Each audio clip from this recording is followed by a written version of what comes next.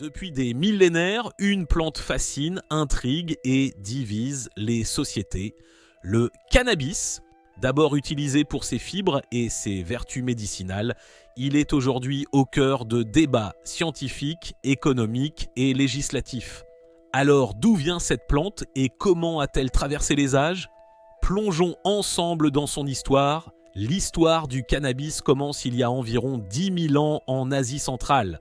À cette époque, les premières civilisations s'installent et commencent à cultiver des plantes utiles. Le cannabis est apprécié pour ses fibres résistantes, utilisées pour fabriquer des vêtements, des cordes et même des filets de pêche. Mais ce n'est pas tout. Ces graines sont également une source de nutrition et très tôt, certaines populations découvrent ses propriétés médicinales. En Chine, vers 2700 avant notre ère, l'empereur Shennong, considéré comme le père de la médecine chinoise, mentionne le cannabis dans ses écrits. Il recommande son usage pour soulager les douleurs, traiter les inflammations et certaines maladies mentales. On le retrouve aussi dans des rituels spirituels où il est censé purifier l'esprit et éloigner les mauvais esprits. Pendant ce temps, en Inde, le cannabis est intégré aux traditions religieuses. Les textes sacrés hindous, les Védas, le décrivent comme une plante offerte par les dieux. Il est consommé sous forme de bhang, une boisson à base de lait et de cannabis, utilisée dans les rituels spirituels et les célébrations religieuses. Le cannabis y est perçu comme un moyen d'atteindre un état de conscience supérieur. Au Moyen-Orient, entre le 9e et le 13e siècle, le cannabis prend une autre forme, le hashish. Cette résine concentrée devient populaire dans les cercles intellectuels et mystiques. Certaines légendes attribuent même son usage à une secte secrète d'assassins qui l'auraient utilisé avant leur mission.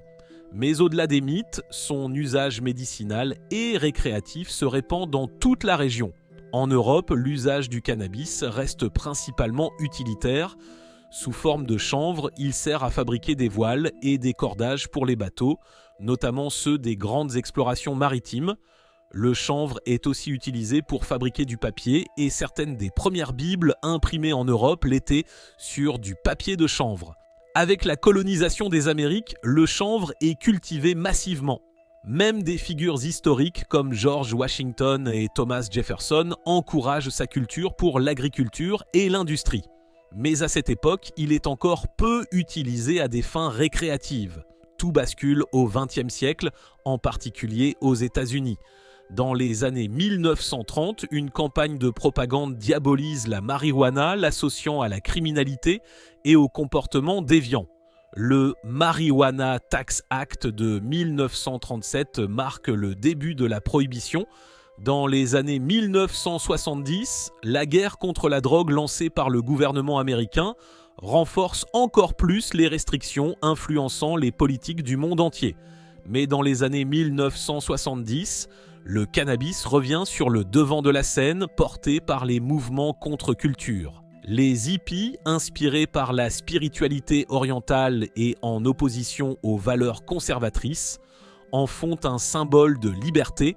Des artistes comme Bob Marley popularisent son usage et ses liens avec le mouvement Rastafari. Depuis les années 2000, de nombreuses recherches scientifiques ont permis de redécouvrir les bienfaits thérapeutiques du cannabis. Petit à petit, plusieurs pays commencent à légaliser son usage médical puis récréatif. Aujourd'hui, des nations comme le Canada, l'Uruguay et plusieurs États américains ont entièrement légalisé le cannabis, ouvrant un marché florissant et relançant le débat sur ses effets et son encadrement légal. Alors, que retenir de cette histoire ? Le cannabis a traversé les civilisations, oscillant entre plantes sacrées, outils industriels, médicaments et drogues controversées. Aujourd'hui, son avenir dépend des décisions politiques et des avancées scientifiques. Est-il une ressource à exploiter ou un danger à encadrer ? Le débat est ouvert et il continue d'évoluer.